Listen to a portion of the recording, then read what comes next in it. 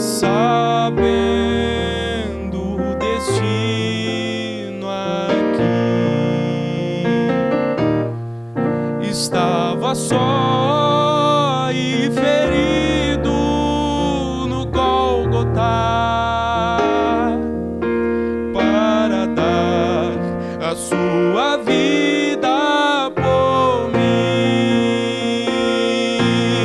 Se isso não for amor,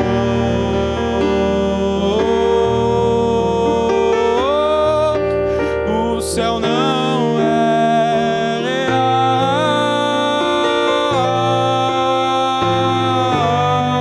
Não há estrelas no céu,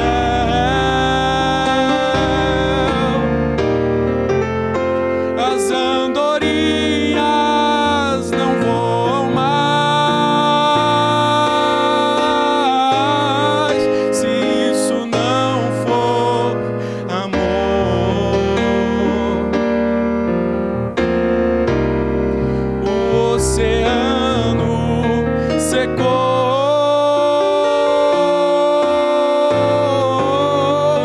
tudo perde o valor.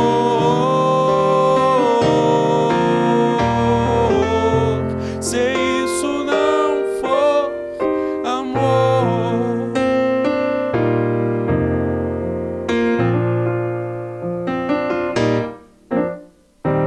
mesmo na morte lembrou-se do ladrão que ao seu lado estava. Com amor e ternura falou-lhe: no paraíso comigo irás. Se isso não for amor,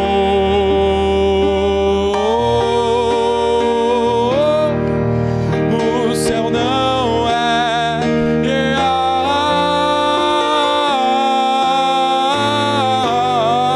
Não há estrelas no céu,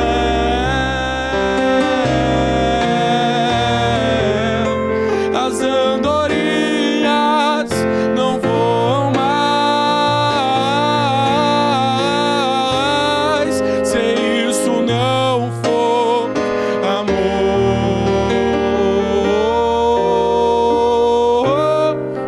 o oceano secou,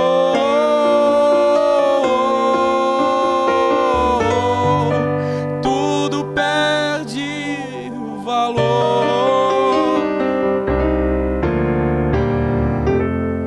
Se isso não for amor.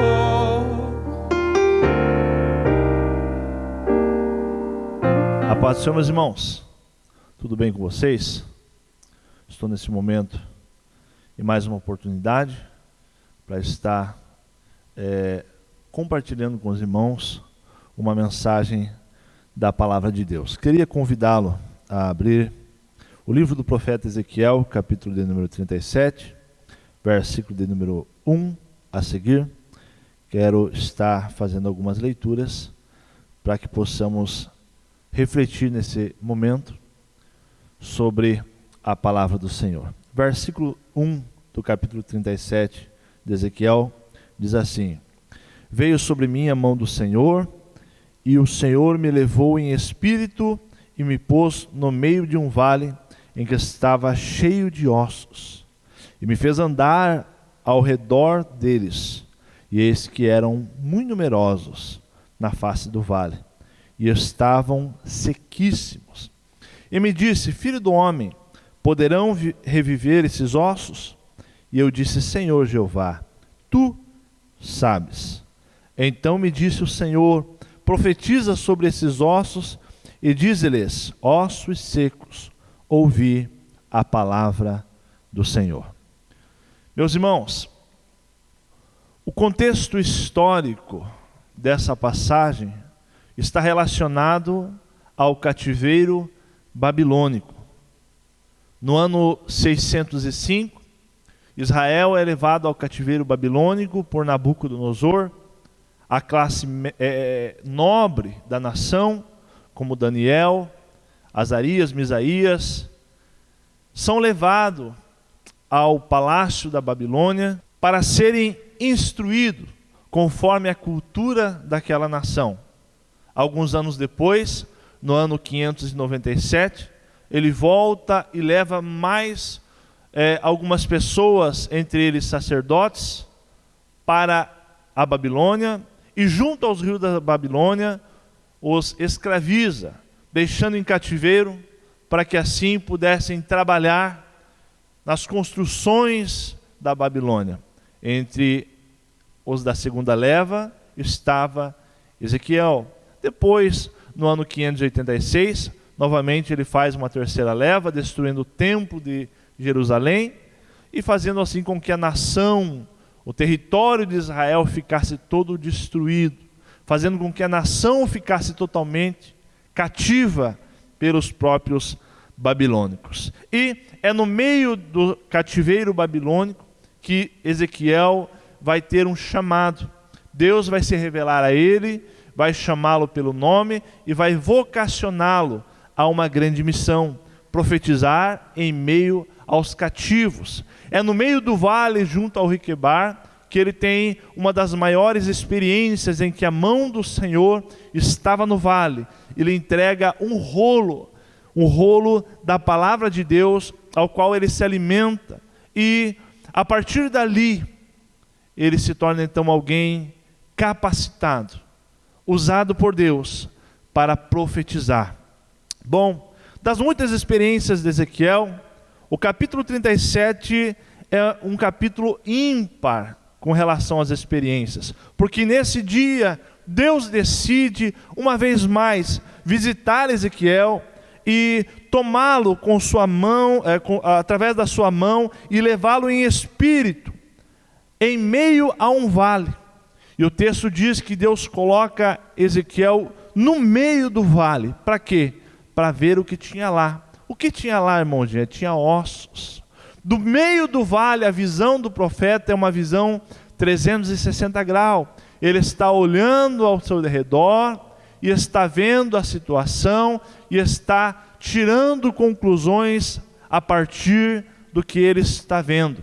Depois, o mesmo Senhor vai tirar Ezequiel do meio do vale e vai colocar ele sobre as montanhas, para que ele ande em volta desse vale e também tire conclusões. Agora, Ezequiel não está olhando de dentro para fora, mas de fora para dentro e tirando as devidas conclusões. O que ele vai concluir nessa visão que o Senhor lhe levou para lhe mostrar? Primeiro, no versículo de número 2, ele vai concluir que os ossos que ali estavam eram muito numerosos, eram muitos.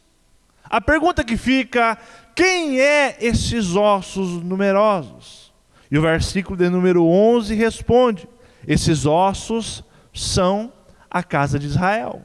Deus estava mostrando para Ezequiel a casa de Israel, o povo de Israel, a nação de Israel, que estava passando por um momento de sequidão. A segunda conclusão que ele tira, que além deles serem numerosos, eles estavam sobre o vale. Apesar de estar sequíssimos, nenhum dos ossos estava enterrado.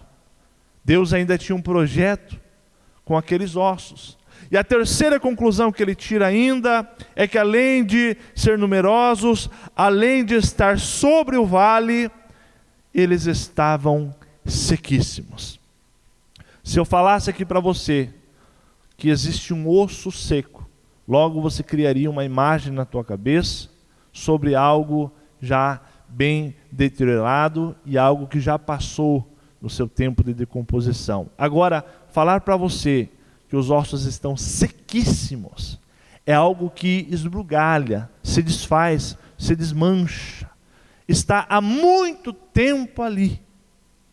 E Deus vai perguntar para Ezequiel, no versículo de número 3, filho do homem, poderão reviver esses ossos?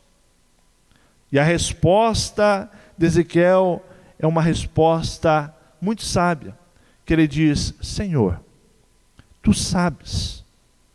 Tu sabes. Então o Senhor responde para ele novamente, no versículo 4, dizendo: então profetiza sobre esses ossos, dizendo: ossos secos, ouvi a palavra do Senhor. Aqui está a soberania de Deus.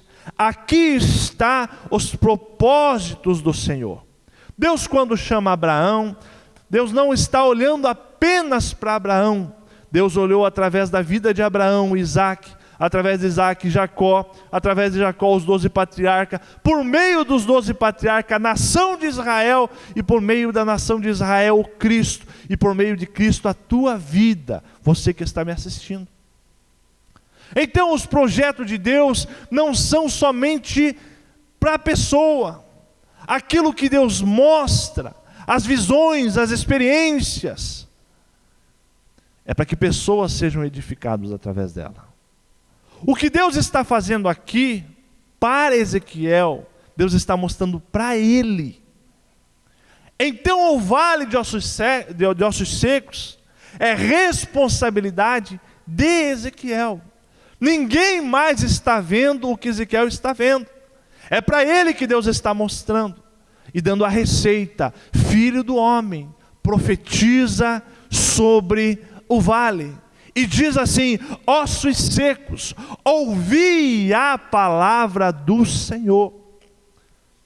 Não é a palavra do Ezequiel, não é a palavra de ninguém conhecido daquela época, é a palavra do Senhor. Porque somente por meio da palavra do Senhor, as circunstâncias podem ser mudadas. É por meio da palavra do Senhor que o homem é convencido do pecado, da justiça e do juízo, e o Espírito Santo coopera nessa ação. É por meio da palavra do Senhor que somos renovados. É por meio da palavra do Senhor que nós nascemos de novo. É por meio da palavra do Senhor que nós somos purificados.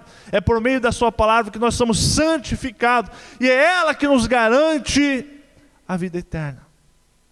Porque é ela que dá testemunho de Cristo, que uma vez esteve aqui nessa terra, morreu e ressuscitou, e nos prometeu que um dia voltará nos buscar.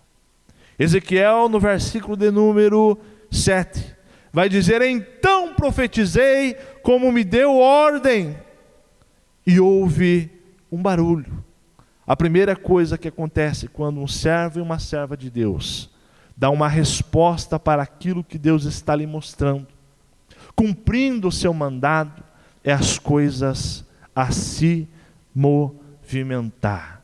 O barulho é o sinal de que algo está acontecendo.